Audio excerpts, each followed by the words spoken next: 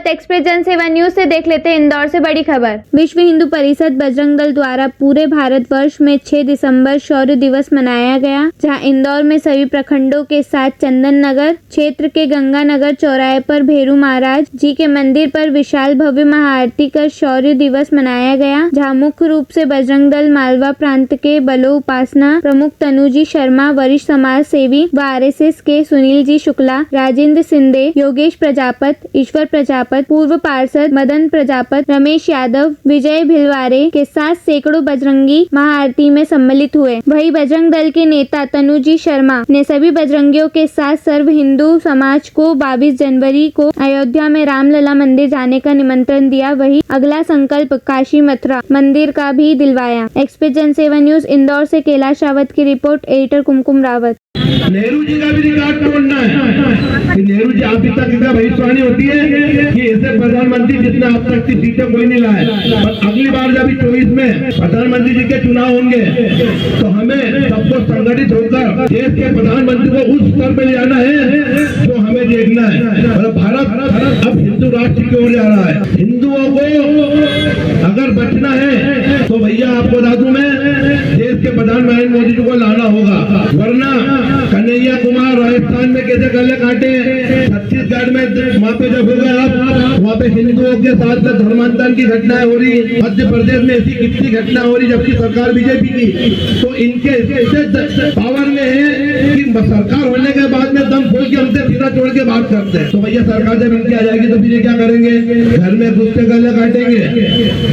इसलिए हिंदू हो तो हिंदू को ही चुनना और देश के प्रधानमंत्री को अगला प्रधानमंत्री बनाना, या आज हमको यहाँ से भी संकल्प लेना। घोषणा को फट्टो बताते हुए वहाँ हमारे कार्यकर्ता बंधु पहुंचे, उन्होंने शहादत भी दी, लेकिन उस समय हम उन ढांचों को नहीं गिरा पाए। फिर हम लोग इकट्ठे हुए, फिर हम 92 में गए।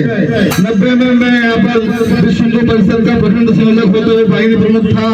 92 में राष्ट्रीय स्वयं सेवक संघ का नगर कारवा के दायित्व से रहते हुए वाहिनी प्रमुख के रूप में अयोध्या गया। 90 में हम लोगों को गिरफ्तार कर लिया था।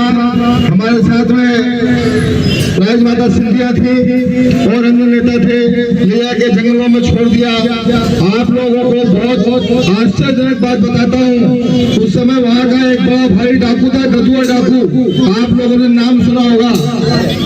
ददुआ डाकू ने और उसके लोगों ने हम लोगों को खिलाया पिलाया और हमको जंगलों में से निकाल के वापस चित्रकूट लेकर आए।